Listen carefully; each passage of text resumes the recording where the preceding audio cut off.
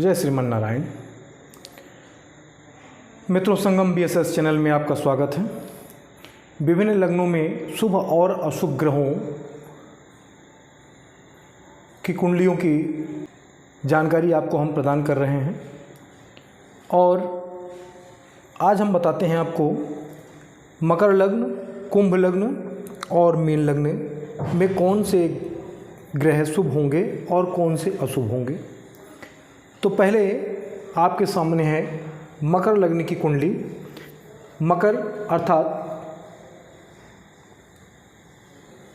जन्म के समय जो पूर्व में उदय हो रही राशि होती है वही लग्न होता है और यह है लग्न।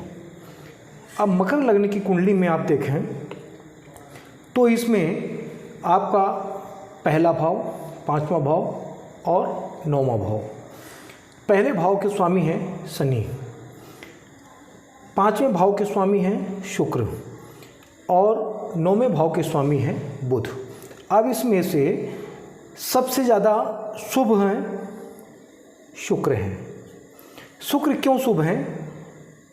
अब देखें, ये यहाँ शुक्र पंचम भाव के भी स्वामी हैं और केंद्र यानी दसम भाव के स्वामी हैं, यानी त्रिकोण और केंद्र दोनों के स्वामी हो गए, इसलिए वो सबसे ज़्यादा शुभ हो गए।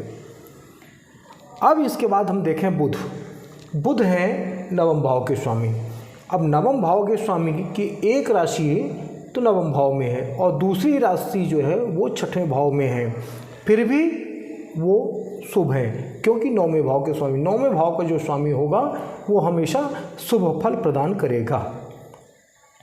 बस उसकी ये स्थिति देखना है कि वह उसकी स्थिति तीसरे घर, छठवें घर, आठवें घर या एकादश द्वादश भाव में ना पड़े। द्वादश भाव में शुक्र शुभ फल प्रदान करते हैं क्योंकि काल पुरुष की कुंडली प्रारंभ होती है मेष लग्न से, अर्थात ये जो एक होगा वो यहाँ पर होगा और 12 यहाँ आता है और शुक्र मीन में उच्च के होते हैं।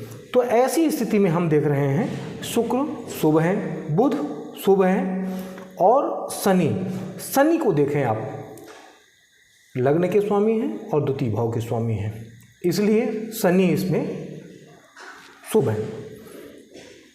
अब अशुभ भाव कैसे देखेंगे? अशुभ हमने बताया आपको तीसरा भाव, छठवां भाव, आठवां भाव और एकादश द्वादश भाव, इनके जो ग्रह होंगे वो अशुभ फल प्रदान करेंगे।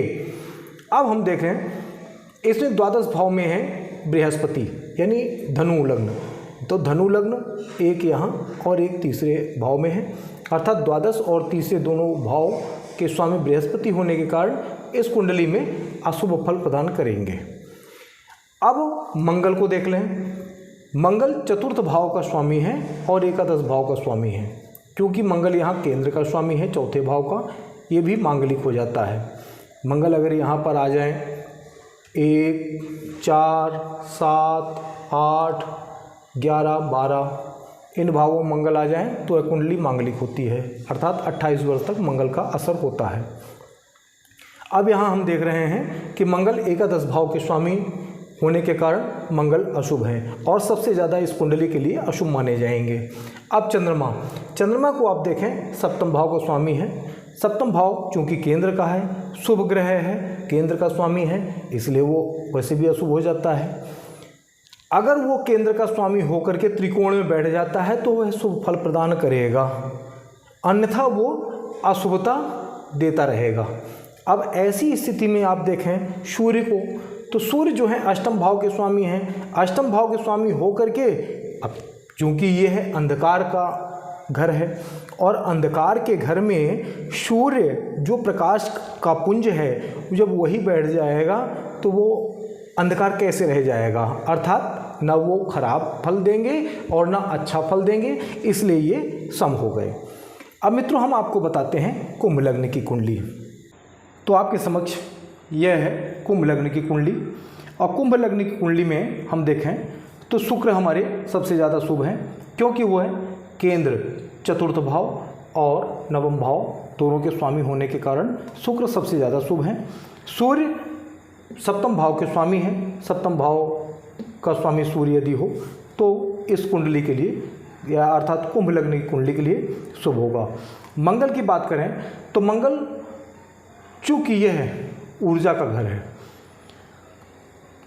और ऊर्जा के घर में या घर का स्वामी मंगल हो तो शुभ माना जाता है, और यह कर्म क्षेत्र है। कर्म क्षेत्र का भी स्वामी यदि ऊर्जावान ग्रह होगा तो शुभ होगा, इसलिए तृतीय भाव और दसम भाव के स्वामी मंगल होकर शुभ प्रदान करेंगे। इसके बाद अशुभ की बात करें तो बृहस्पति चूँकि द्वितीय भाव और एकादश भाव यह समभाव है और यह अशुभ भाव है, तो अशुभ और सम अर्थात अशुभ फल प्रदान करेंगे इस कुंडली के लिए। चंद्रमा चूँकि ये मामा आदि का भी घर है और इससे आपके रोग आदि का विचार किया जाता है, तो शुभ ग्रह चंद्रमा होने के कारण छठवें भाव में चंद्रमा अशुभ फल प्रदान करेगा।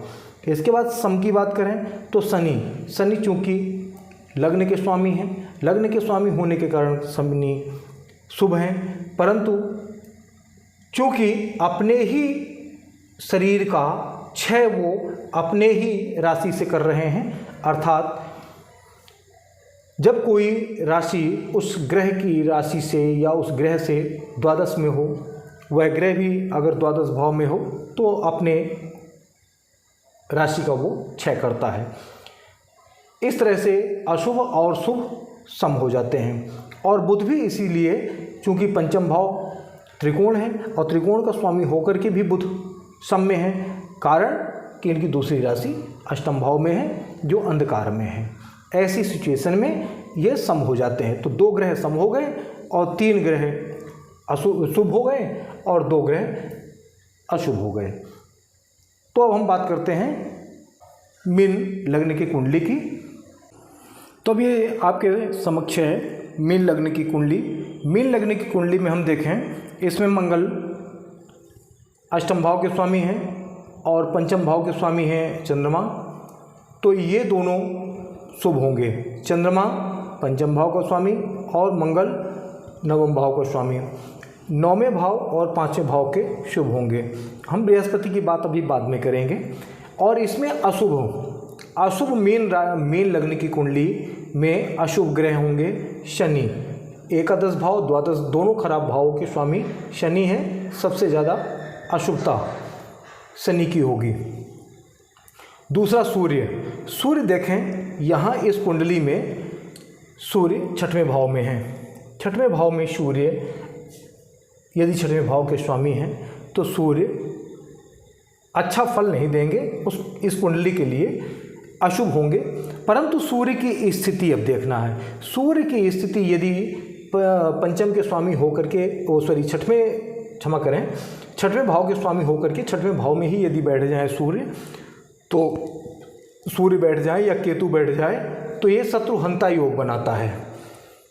और शुक्र को देखें तो शुक्र जो है तीसरे भाव और 8वें भाव के स्वामी होने के कारण, यानी दोनों खराब भाव के स्वामी होने के कारण शुक्र भी इस कुंडली के लिए खराब हो गए।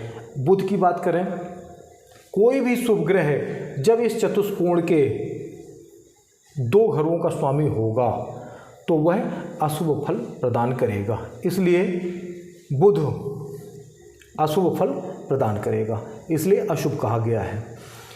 अब देखें बृहस्पति की बात करते हैं, तो बृहस्पति लग्न का स्वामी है और दूसरी राशि 10वें भाव अर्थात केंद्र में है। 1 2 3 4 ये चारों भाव जो होते हैं केंद्र के होते हैं और यह केंद्र त्रिकोण दोनों माना जाता है, इसलिए यह है या अर्थात पहला, 5वां और 9वां ये 3 घर जो होते हैं वो त्रिकोण होते हैं। तो केंद्र और त्रिकोण का जब स्वामी कोई भी ग्रह होगा तो वह शुभ फल प्रदान करेगा, लेकिन चूंकि ये दोनों केंद्र में होने के कारण इनकी शुभता समाप्त हो गई। लेकिन अशुभ नहीं कहा जाएगा। क्यों नहीं कहा जाएगा? क्योंकि ये लग्नेश हैं और लग्नेश के कारण इनमें जो शुभता थी वो ये जो दोनों भाव अर्थात दोनों केंद्र के स्वामी होकर इनकी जो अशुभता हो गई थी वह सम में आ गए, थोड़ा सा कैटेगरी इनकी ऊंची हो गई। तो इस तरह से हमने आपको बताया मकर, कुंभ और मीन लग्न के संबंध में। और इसमें आप देखें तो जो हमने अभी बताया था चौथा भाव सातवां भाव और 10वां भाव, इन तीनों भावों के स्वामी यदि सौम्य नहीं हैं, सौम्य अर्थात शुभ नहीं है, जो नैसर्गिक शुभ कहा गया है, नैसर्गिक शुभ जो नहीं हैं, जैसे मंगल, जैसे शनि, जैसे सूर्य, ये नैसर्गिक शुभ नहीं है, तो ये यदि इन भावों में आते हैं और इनकी दूसरी राशि या तो द्वितीय भाव में हो या किसी त्रिकोण में हो, तो ऐसे में यह ग्रह जो होते हैं वो शुभ फल प्रदान करते हैं इस कुंडली के लिए।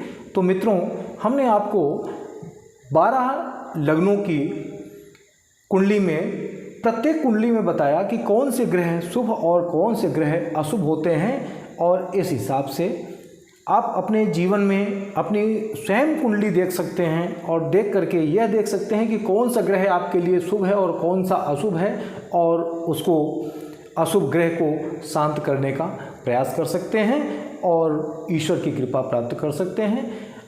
फिर मिलते हैं अगली कुंडली में। जय श्रीमन नारायण।